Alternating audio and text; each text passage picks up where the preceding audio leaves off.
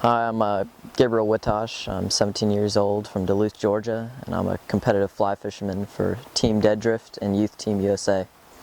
Originally when I started out, I was just kind of getting into it, just kind of wanted to have some fun with it, see where it would go.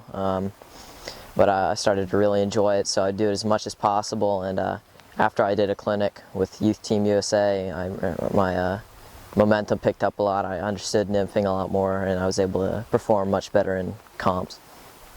Well, what I get out of comp fishing is you get a lot of knowledge, you get a lot of experience. Definitely wouldn't be as good of a fisherman as I am right now if I hadn't started competing earlier this year. You learn very quickly, you have to learn very quickly, and you get put into situations you wouldn't normally be put in everyday fishing. My approach to my beats, and this is pretty important, maybe not so much if you're just starting out, but if you're really looking to do well, you need to know your beat, because you can easily, and this is a big problem for people just starting, you can easily get caught up. If you only have an hour and a half, you can fish an hour of that in one hole trying to catch 3 or 4 fish out of it. But you need to know all your water, you need to read the water, see where the fish are going to be at that time of the day based on either trying to stay hot in the sun if it's a cold day, or trying to follow the bug activity. So you need to scout your beat and figure out where those fish are going to be so you can base your time in the best spots. I learned an incredible amount from comp fishing in just this short 10 months. I mean, I've learned more about fishing and fly fishing in this past competitive season than I have in my whole life. I learned a lot more about bugs, where the fish are going to be and why, and how to catch those fish in the shortest amount of time. My favorite rig would definitely have to be a 2-fly Euro nymphing rig on a long French style leader. Your favorite bug? That's a tough one. There's so many, so many flies, but my favorite one would probably just be a standard Frenchie, warped to fit the needs of the bugs, say with maybe a pink collar for some stockers, or a little bit more natural for some wild fish. How I determine the bug I'm going to use before I even step in the water, first thing first, look around. I mean, you can either see, oh look, there's 2 stoneflies on this leaf, oh look, there's 100 mayflies flying around, so I know that they're going to be probably up in the water column eating emergers or nymphs that have just moved up off the bottom. So those are a couple things to take into account, and then a lot of times you'll have some advice from your teammates who may have already fished that day.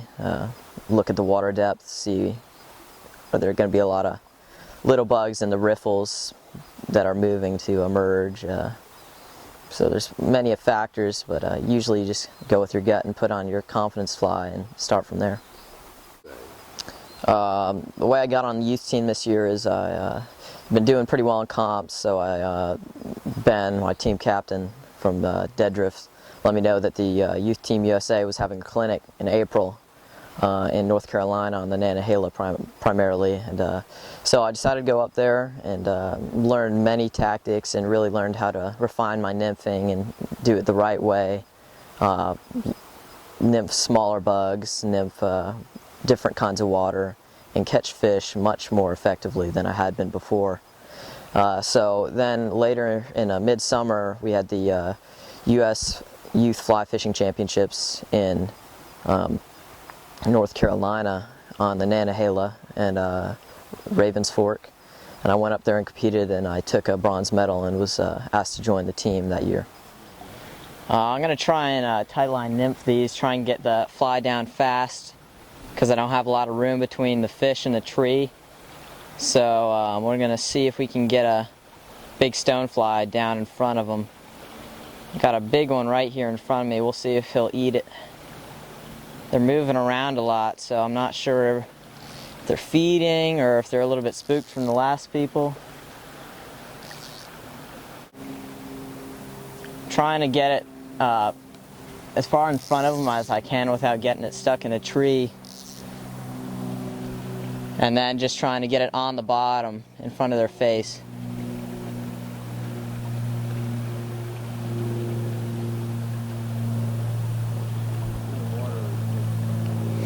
This is a pretty soft riffle. It's distorted a lot by this tree, so it's pretty easy for him to sit there. But there's still going to be plenty of food coming through. The seam is there's a bubble line coming down from the riffles up there, and that's going to be carrying food. And these fish are going to be sitting right on the side of it. There's one right there. And they're going to be looking for food coming down, but trying to stay as still as possible so that they don't expend a lot of energy. They're acting very territorial, spooking each other out, swimming around.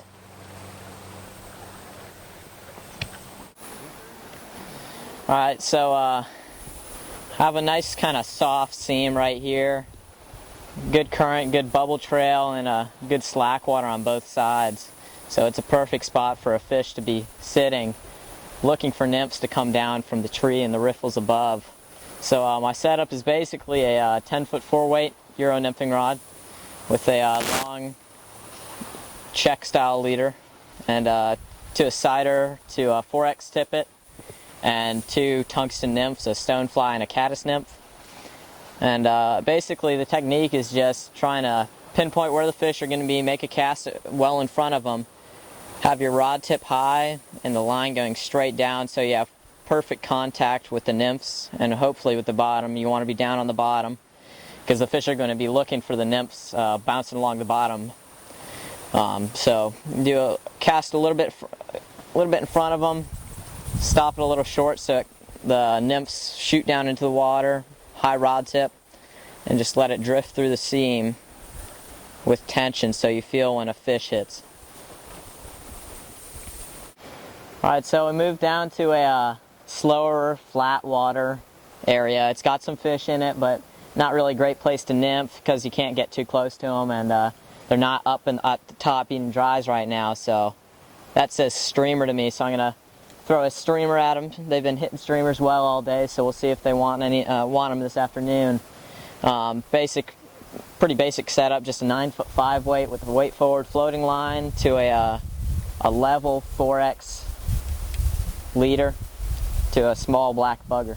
So we'll see if they want. There's one right in front of me. They've been pretty active on the streamers all day, so. Oh, there he was. Oh, there he was again.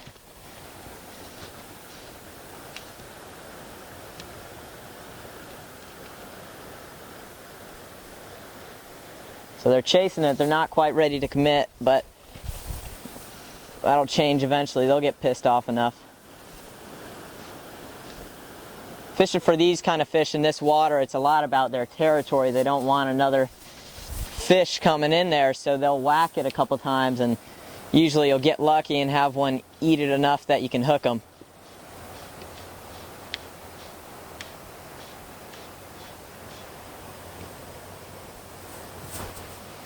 So I'm just doing short little strips to try and aggravate them.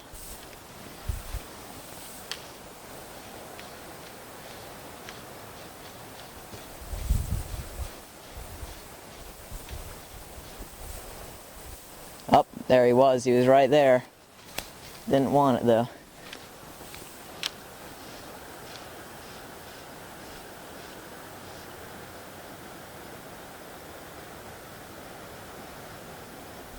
Only when it's on.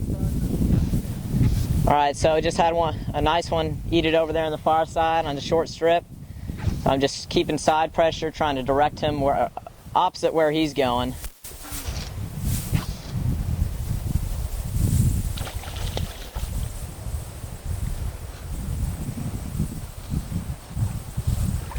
So if he's going left, you're trying to pull him back right. If he's going left, try and get him back right, and that'll really tire him out fast.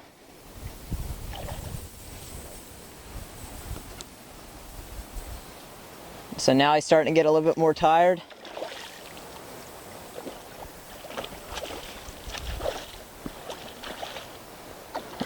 You want to get him up to the surface and slowly drag him towards you.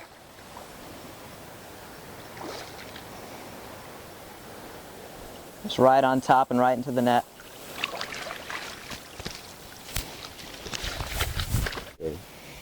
Right, so a lot of these, they really imitate what are called mayflies, and you'll see them flying around all the time, especially on the river. And they just got little different colors to them based on what color the mayflies are, or maybe if the fish want a specific color. And most of these are all mayflies.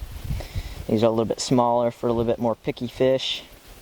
And on this side we have some couple dries, some soft hackles. That's for when the bugs, they live on the bottom but they swim up to the top to hatch into the flies. So those are good for when they're doing that. Some really small stuff for they represent little tiny little midges, they're called, on the bottom. Got some bigger flies for anchors, some caddis nymphs, and some hare's ears, which could be caddis or mayfly.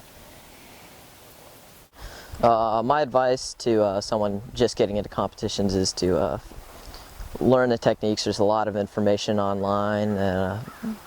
Start to understand how you're fishing in competitions. Maybe find someone who either fishes competitions or knows the techniques that they can learn from and fish with, and then find a local comp and jump right in. If you're looking to get more information about competitions and maybe some local comps in your area, you can go to troutlegend.com, and that's also a great resource for learning the techniques. But you can find calendars of all sanctioned competitions on the website, and you can also see standings and see if anyone's fishing in your area that you could learn from. So you can go there and see if there's a comp that you'd like to try out.